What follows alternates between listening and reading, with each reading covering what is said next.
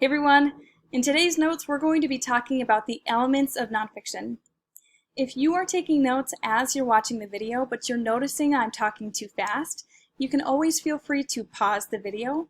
Or if you'd rather just watch the video now and take notes later, I'm also going to be including the link to just the slideshow without the video in my lesson plan document. So first, I want to talk to you about the purpose of today's lesson. So in our last set of notes, we talked about the purposes of nonfiction text. Now, a writer will make certain choices about how to write a piece of nonfiction depending on what their purpose is. So today, we're going to be looking at how an author's choices will work together to create a complete text. When we look at author's choices, we're really looking at them as like puzzle pieces. So we'll try to figure out how those pieces fit together to create the text that we're analyzing. So the different puzzle pieces that we're going to be looking at are organizational structure, supporting evidence, word choice, and tone. All of these things will eventually help us to analyze a text so we can get at an author's deeper meaning of the text.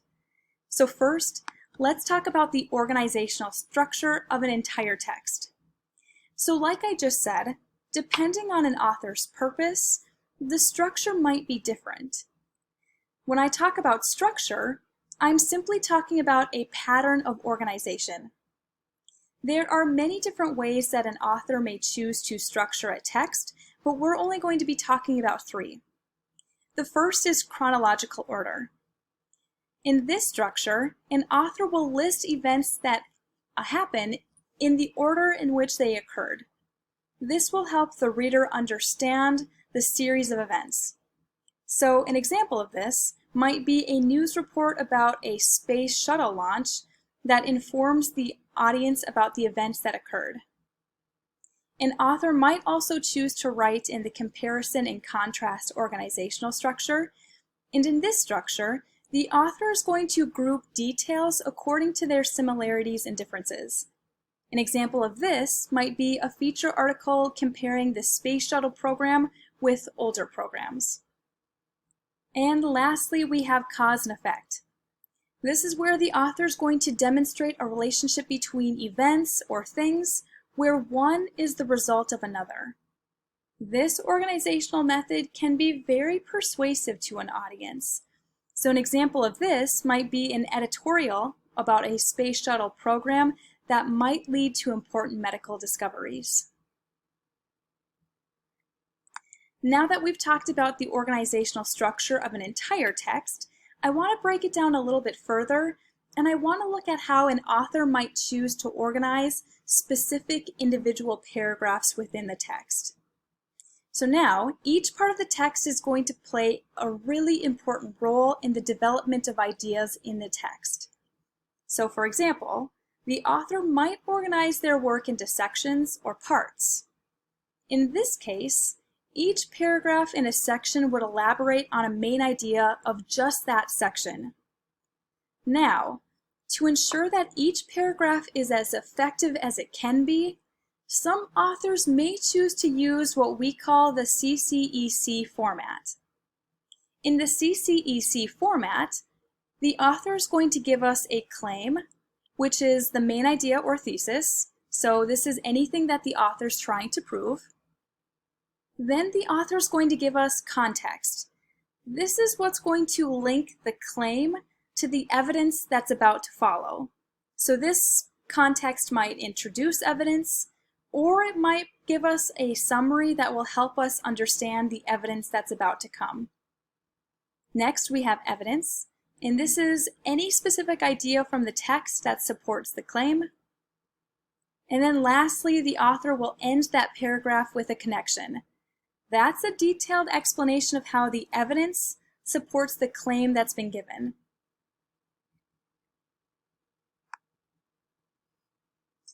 I also want to talk to you about supporting evidence.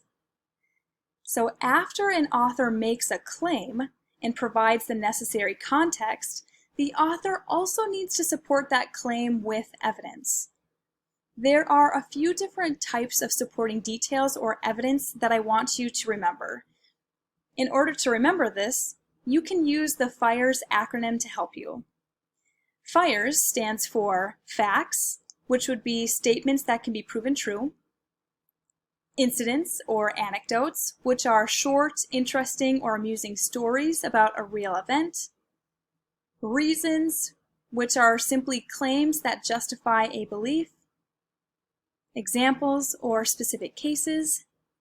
And lastly, authors can also use statistics, or numbers used to compare members of a group of people or things. Without evidence, an author's claim is really unsupported. Next, I want to talk to you about the element of word choice. So depending on what an author's purpose is, that author is going to choose their words very, very carefully. So whether an author's purpose is to inform, persuade, or entertain readers, the author is going to use words in ways designated to achieve that goal. When we talk about word choice, we're really talking about diction. Now, using specific diction, an author can effectively impact an audience. So for instance, if an author starts to use really technical language or language that's specific to a discipline, the author can be precise, which may help show the audience that the author knows what he or she or they is talking about. Also, by using specific words with strong connotations or associations, the author can really shape the reader's views. For example, calling a situation disastrous creates one picture, but calling it challenging might create another. So word choice is really, really important in terms of helping an audience understand or react to a subject.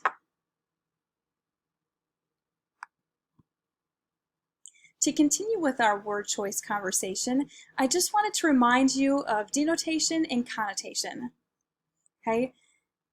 Our first term here is simply the dictionary definition of a word.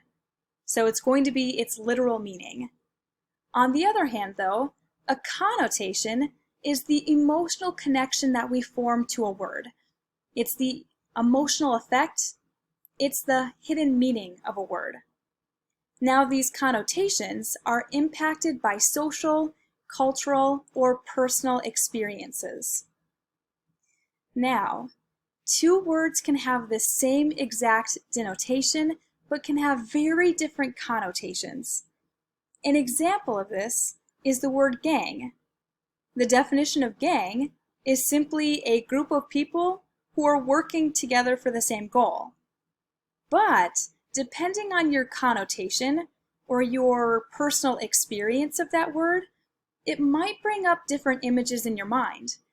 You might look at, or when you hear the word gang, you might think of your friends that you like to hang out with, your gang, your posse, your group of people.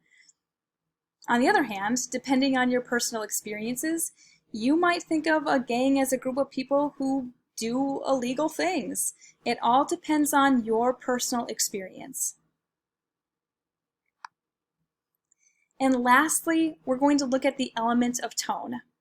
So we just talked about specific word choice.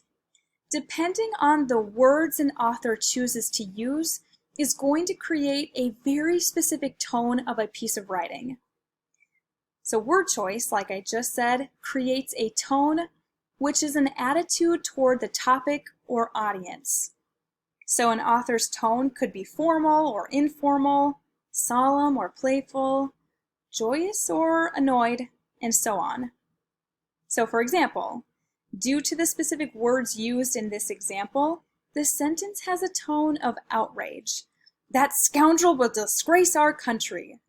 Okay, because I've used words, very powerful words like scoundrel and disgrace, it has a very clear tone. On the side of the slide here, I also have different tone words. So as we practice writing and as we practice analyzing text, I'm going to be asking you to identify specific tones in writing. So when I'm asking you for tones, I want you to think of these tone words. Is the text friendly? Is it amused? Is it pleasant? Compassionate? Is it accusing?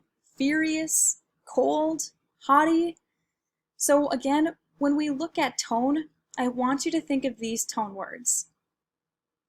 So again, in today's notes, we talked about the different elements of nonfiction so that we can look at how those pieces work together to create a complete text. Eventually, we're going to be using these concepts to help us analyze a text to find its deeper meaning. If you have any questions about anything that I've talked to you about in this video, please feel free to send me an email and I'll try to answer those questions as soon as possible. Bye everyone!